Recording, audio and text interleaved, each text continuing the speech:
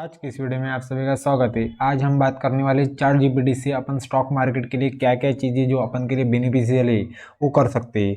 ये आज मैं आपको बताने वाला हूँ दोस्तों। तो सबसे पहले अपना बात आती है स्टॉक सिलेक्शन पे। तो अपन ने कौन सा स्टॉक सिलेक्ट करना चाहिए, तो मैं यहाँ पे चैट जीपीटी को कमांड दे रहा हूँ, how can I select stock for my investment, है ना।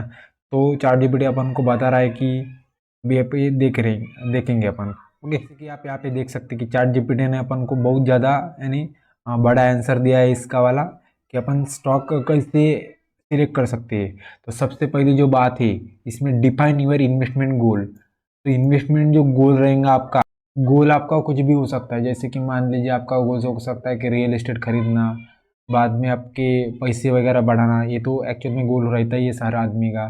और अपने बच्चों का एजुकेशन करवाना, या फिर किसी की यानी अगर आपकी कोई लड़की है ना, डॉटर है, तो उसका वेडिंग करवाना, ये भी हम मिडिल क्लास लोगों का गोल रहता है। ठीक है, तो यह हमारा गोल रहता है। तो इस वजह से अपन इन्वेस्टमेंट कर रहे हैं, वो सबसे पहले अपना चाहिए, डिफाइन होना चाहिए। दूसरी जो चीज़ यहाँ पे चैट जीपीटी बता रहा है अपन को, रिसर्च इंडस्ट्री सेक्टर्स। तो देखिए आपको जिस कंपनी में इन्वेस्ट करना है, जैसे मान लीजिए आप टाटा मोटर का स्टॉक आपको पसंद आया, ठीक है ना, तो फिर उसकी इंडस्ट्री भी आपको पूरा रिसर्च करना पड़ेगा। जैसे टाटा मोटर में फिर इंडस्ट्री कौन सी आती है, ऑटोमोबाइल इंडस्ट्री।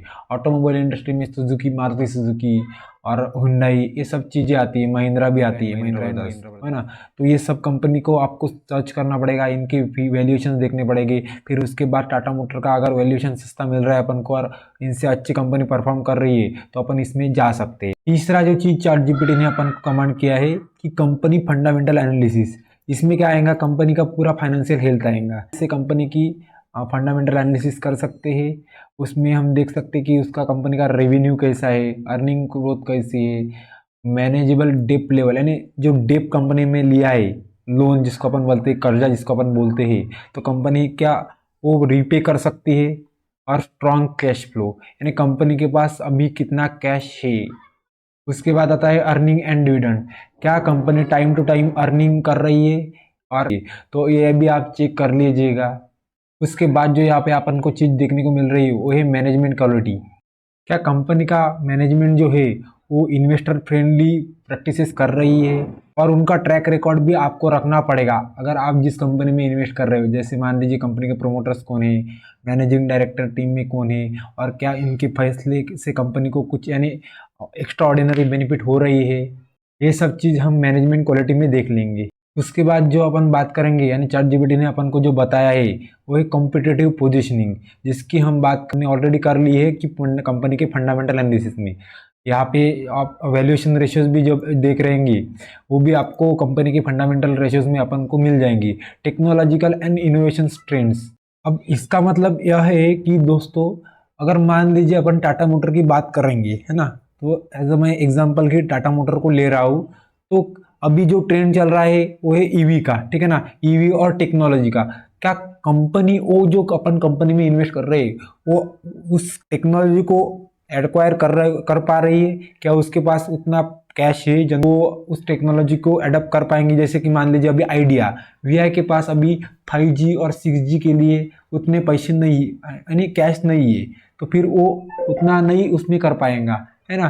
तो अपन को वो भी चीज़ें ध्यान में रखनी पड़ेगी। उसके बाद अपन यहाँ पे रिस्क फैक्टर की बात करने वाले हैं। यहाँ पे रेगुलेटरी चेंजेस, कंपनी के कॉम्पिटिशन्स एंड अदर चीज़ें जो भी यानी रिस्क में आ जाती है, उसका भी हमें ध्यान रखना पड़ेगा कि यहाँ पे क्या रिस्क हो सकती है अगर अपन इन्वेस्ट करेंगे तो। उसके बाद दिख रहा है कि अपन को माइक्रो इकोनॉमिक फैक्टर को भी देखना पड़ेगा। उसमें क्या आएगा, इकोनॉमिक ट्रेंड, जैसे कि ग्लोबल मार्केट अभी क्या चल रहा है, इंटरेस्ट रेट्स यानी कम हो रहे कि बढ़ रहे, इसके भी हिसाब से यानी शेयर प्राइजेस कम या ज़्यादा हो जाती है। अगर इंटरेस्ट रेट अगर बढ़ जाएंगे तो फिर लोग क्यों इन्वेस्ट करेंगे। अगर उनको इंटरेस्ट रेट में फिक्स डिपॉजिट में अगर अच्छा रिटर्न मिलेगा तो वो शेयर्स में वो इन्वेस्ट नहीं करेंगे। तो इससे क्या होगा कि सभी कंपनियों के शेयर्स पे फिर प्रभाव पड़ जाएगा उसका, और वो शेयर मार्केट भी नीचे गिर सकता है उसके वजह से। इससे हमने बहुत बार देखते हुए हमें मिला है। अभी उसके बाद आता है जियो पॉलिटिकल फैक्टर। अभी महाराष्ट्र की बात करते अपन, वेदांता का ये जियो पॉलिटिकल फैक्टर हुआ था कि पहले वो वेदांता का जो प्रोजेक्ट है वो महाराष्ट्र में आने वाला था और उसके बाद वो चला गया गुजरात में। तो उसमें क्या हो गया उस कंपनी का, यानी तो फिर उसके वजह से उन पे इम्पैक्ट भी पड़ा, कंपनी के शेयर प्राइसेस पे भी इम्पैक्ट पड़ा। तो ऐसा अपन अवॉइड करने के लिए अपन को ये चीज़ों पे भी ध्यान देना बहुत ही ज़रूरी होता है। और बाद में आता है डाइवर्सिफिकेशन। फिर बात अगर डाइवर्सिफिकेशन आ गई तो मैं आपको एक कहावत है कि don't put all your eggs in the same basket. तो इसका मतलब क्या है कि अपन ने सभी अपने पूरा का पूरा अमाउंट एक ही स्टॉक में या फिर एक ही एसेट क्लास में नहीं रखना चाहिए। आपके पास अगर 100 रुपये है, मान लो उसमें से 20 पैसा शेयर्स में जाना चाहिए, 20 पैसा म्यूचुअल फंड में जाना चाहिए, 20 पैसा रियल इस्टेट, 20 पैसा गोल्ड एंड बाकी अदर थिंग जो कि है अपने पास इन्वेस्ट करने के लिए, है ना। एफडी में भी आप इन्वेस्ट कर सकते हैं, लेकिन उसका बहुत कम पोर्शन आप करना, क्योंकि वो एक अच्छा प्रैक्टिस नहीं है इन्वेस्टमेंट के लिए। और लास्ट में यहाँ पे आप ChatGPT ने बोला है कि लिखा है कि स्टे इन्फॉर्म्ड, यानी जो भी आप स्टॉक में या फिर जिस एसेट क्लास में आप इन्वेस्ट कर रहे हो तो फिर उसका आपको जानकारी यानी न्यूज हो गया अपडेट, उसके बारे में अपडेट रहना जरूरी है। और ये आप अपडेट रहेंगे कैसे, तो उसका रीजन जो है, उसका जो आंसर है मैं आपको अगले वाले यानी 13 नंबर के पॉइंट में मैं आपको बताऊंगा। Consult with financial advisor. अगर मान लीजिए आपको म्यूचुअल फंड में इन्वेस्ट करना है तो हमारी टीम और हम आपको हेल्प कर सकते हैं। इसके लिए आपको टोटल हेल्प मिल जाएंगी। और मैं आपको एक इम्पोर्टेंट चीज़ यहाँ पे बताने वाला हूँ कि एक अच्छे वित्तीय सलाहकार की अगर आप सलाह लेंगे यानी फाइनेंशियल एडवाइजर की, और उसके बदले में आपको अच्छा खासा रिटर्न मिल जाएगा, तो वो चीज़ बुरी नहीं है। आप भी फिर उनसे भी कह सकते कि लो भाई 2 पैसा आप ले लो, सो अगर आप बना रहे हो तो दो, फिर उनका भी हिस्सा बन जाता है दोस्तों उस पर भी। तो ये चीज़ हो गई ChatGPT से अपन ने कैसे आज पूरा सीख लिया कि स्टॉक मार्केट में अपन कैसे कोई स्टॉक में इन्वेस्ट कर सकते हैं, ठीक है ना। और भी अगर आपको जानकारी चाहिए यानी ChatGPT के बारे में और फिर स्टॉक मार्केट के बारे में, तो आप नीचे दिए गए नंबर पे आप मुझे कॉल कर सकते हैं।